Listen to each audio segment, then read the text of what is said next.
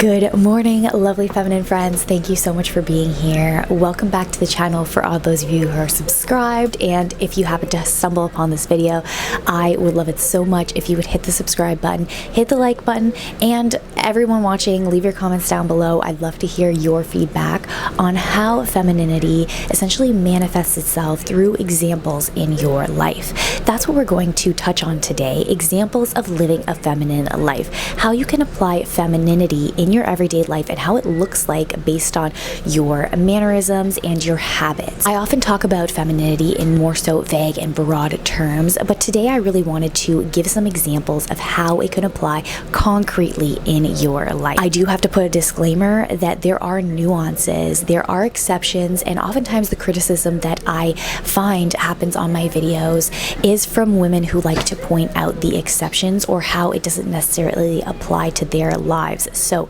this is your disclaimer that there's of course going to be nuance, and this doesn't mean that if you do not do any of the things that I talk about in this video that you are not a feminine woman. Femininity comes in all different flavors and styles, as well as archetypes, which I have dived deeper in the past. Go see my femininity playlist, shameless plug. But this is to serve as inspiration because honestly, when I discovered femininity several years ago, before I even started my channel, I found it through cycle syncing as well as advice on being more of a traditional feminine wife. And a lot of that content provided me with some of the examples I'm going to list today. And of course, my own personal flair on what I'm saying that helped me really grasp on what I can do every single day to live out my femininity, to have more of a softer life. I entitled this part 1 because I'd like to continue to make this a series. I also appreciate all those of you who have become a member on my channel. It really helps support the channel and keep me going on the message that I have over here. But based on the feedback that I got on this video, the likes on this video, I'd love to continue making a part 2, 3, 4, 5, and 6. Just keep going on this topic, writing down examples as I live my own life, as I ponder on the feminine woman that I aspire to be. So yeah, this really is the first video providing you with some more concrete examples on what you can do to live out your femininity. This is going to be more of an affirmation style video like I alluded to a couple minutes ago. And this doesn't mean in the woo-woo sense. I am personally a Christian, so although I might talk about like feminine energy or masculine energy, these are just terms that I use. These are just styles that I speak in. It is not appealing to that style of belief. It really just is the words that flow to best communicate my point that I'm trying to bring across today. So anyway, let's hop right into the first one. When I wake up in the morning, I take my time to get ready to prepare the ambiance of my home. As a member of my channel, you will know that preparing the mood and the intentions and the themes and the rhythms are a big part of being a traditional feminine wife for me personally. So when I wake up in the morning, do I give myself time to relax and ease into my day, which not only helps me hormonally, but also helps me in my mood. I might have to go out of the house to face the harsh masculine world, but do I prepare myself by allowing myself enough time to make myself a proper breakfast, to do the morning routines and rituals that mean something to me?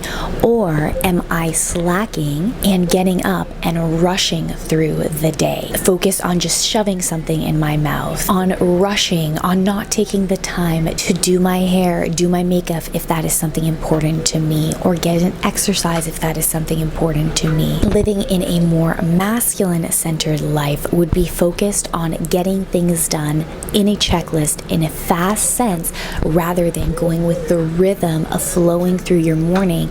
And of course, that means a lot of times giving yourself extra time to do so. For me personally, I have little kids. You probably are going to hear them in the background right now. They're having their snack and they're watching a little bit of a show, so I can film this. What I've loved to do in the morning to be able to set the rhythm for my morning for my husband has been pre-preparing my breakfast in these lovely containers that I'm going to put on the screen, that I'm also going to link down below, so that I have the energy and the space to be able to pour into my family and go through the morning with ease. What you will probably find with the examples that I'm talking about in this series is that we are focused a lot on time as well as resources. This is why living a lifestyle like a traditional feminine wife is often wrapped into concepts of femininity. It isn't what the negative critics like to say in terms of oppression, in terms of turning everybody into a 1950s caricature trad wife Barbie. Although I love that aesthetic and that is what I naturally more so appeal to, the message that I have in terms of being a traditional wife and traditional feminine woman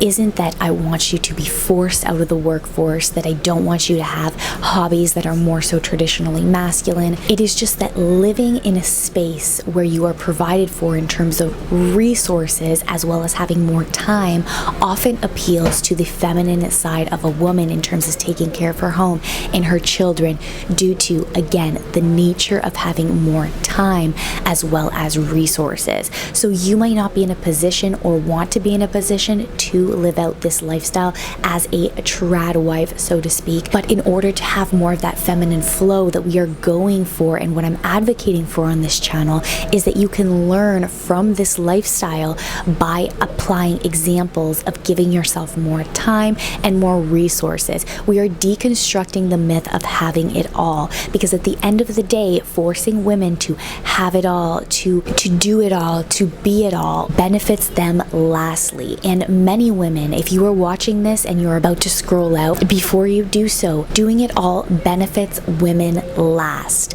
Turning women into men by not valuing motherhood and femininity benefits women last. It benefits large corporations, the government who seeks to tax you heavily under the guise of helping you. And before you think that it is like a left-wing versus right-wing thing that I'm saying right now, like I mentioned, the corporations, the government, men whose masculinity that we have not encouraged in a healthy way to provide, protect for families, lazy masculinity, this benefits women last. So before you go ahead and say that the trad wives are against you, if you really listen to traditional feminine women and our message, you will know that we are for women. We want you to live a life where you can be productive in a feminine way that doesn't burn you out. And yes, society does appeal more so to a masculine structure, and there are negative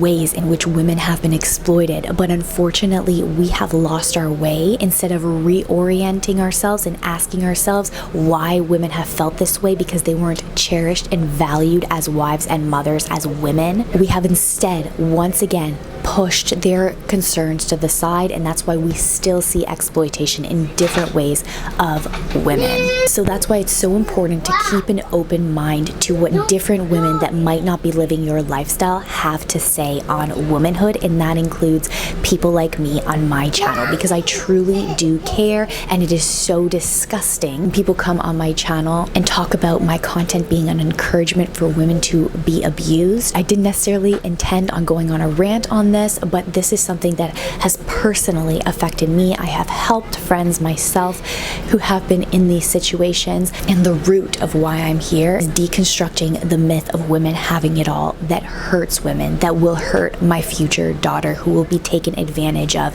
in the world that we live today, and really envisioning a world where her motherhood, where her womanhood is understood and not pushed away as we. Into the next example, when I do an errand such as grocery shop, I take the time to appreciate its sensory experience, but I also take the time not to rush, to choose my produce carefully, to plan out my trip carefully, to seek nourishing meals, and to look at the ingredients with care, to place things in my cart organizationally, to arrange my bags organizationally, to even bring along with me reusable bags that suit my lifestyle, to place things appropriately in my car, or to have tools that help me do so, rather than a more masculine posture that just wants to get in and out as effectively as possible. As feminine women, we ease through our lives with intention and purpose and care. That is what constitutes a woman's touch. Likewise, in terms of communication, am I concerned with getting back to all of the text messages that I have as quickly as possible, to check off all the emails as quickly as possible?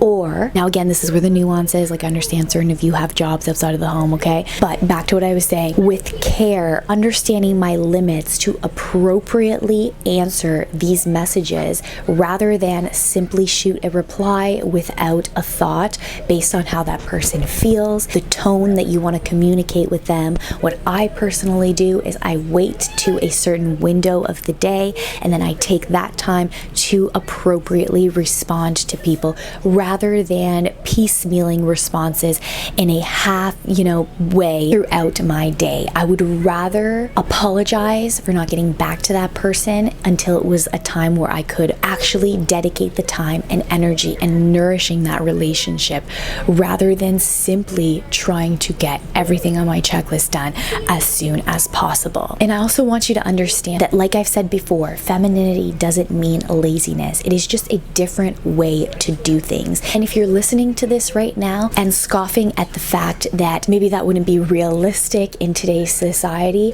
I really want to encourage you to understand that we can live a better way. This is about respecting the way that women best live their lives and understanding that it's not laziness. It is just a different way to live our lives. And this fulfillment ends up pouring out to others, to children, to laying the foundation for a happy home. And this is what we need to focus on. Women being different and valued in their own way. Getting things done, but in their own way. Talking about the interactions with other people. Am I truly concerned with the quality time that I spend with my children, for example?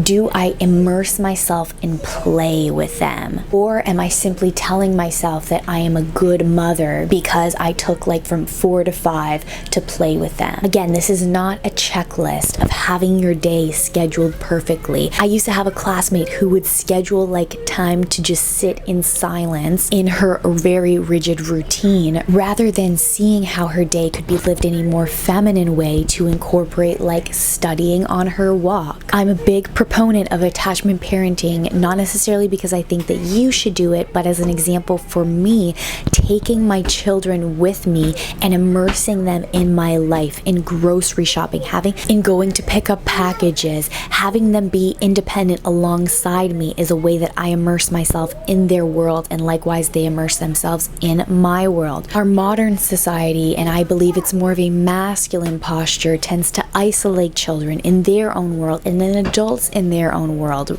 But the feminine mother wasn't meant to be separated from her children early on. She was meant to, of course, we've talked about this in the past, have support, which we don't in our modern world, but it wasn't meant to be this disconnect between child and mother constantly, this sectioning off of care of children in different realms than adults. It was about slowly, gradually introducing them into the adult world with more responsibility. Do I see intimacy as a means to an end, so to speak, or do I see it as an experience to enjoy my spouse? Do I see it as a full body, soul, sensual experience, a way to bond, and I cherish that time and I communicate my needs? Or do I simply see it as a means to an end?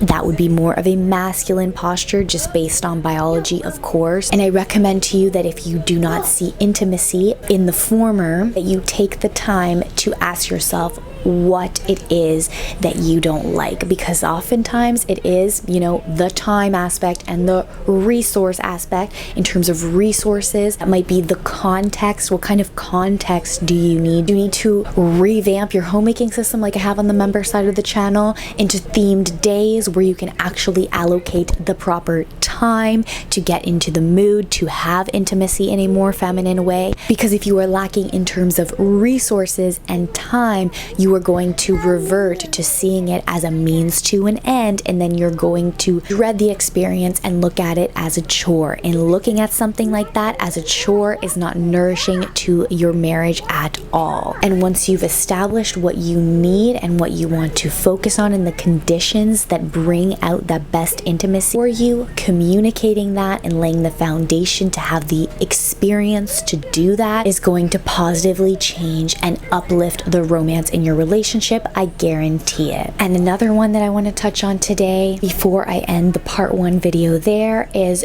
do I dress for creativity or simply practicality? This is something that we've talked about a lot, but I'm looking at my daughter right now who is at my feet, and I can definitely tell you that the inner girl in you is dressing for creativity. She asks every day to wear her princess dress, and of course we have different feminine personalities. I'm not saying that everybody wants to wear a princess dress every day, but as mothers as well as women in the working world, our first posture is towards masculinity, dressing for practicality at the forefront rather than creativity and then practicality second. I am wearing an athletic dress, which I have worn in one of my previous vlogs. I will link it down below if you want to go watch that vlog. I thought it was very fun because it was about Christmas, but I dress for creativity first based on the colors that look good on me. Blue is a color that you'll probably see a lot of times because blue and pink, that's what I gravitate towards, since those are like my princess creativity colors that also look good in terms of my color palette. I was dressing first in terms of creativity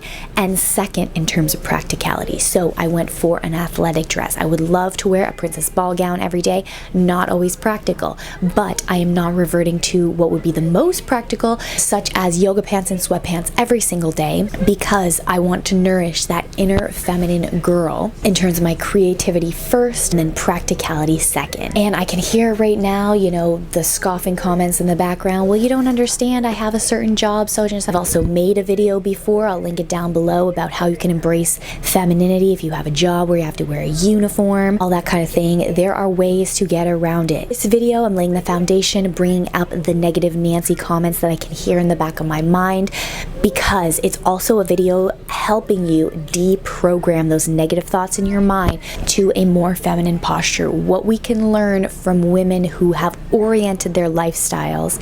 And yes, I understand that it is a privilege in today's economy in a way where they can put their feminine nature first, but what can you learn from that while you're working on an overall more feminine lifestyle for yourself? For probably the 5th time, I would love to make a part 2, 3, 4, 5, go into more concrete examples, but I need you to hit the like button so that I can know if you would enjoy this. Once again, thank you to the members who really make this content possible by becoming members and supporting the channel. I will see you next time. Bye-bye.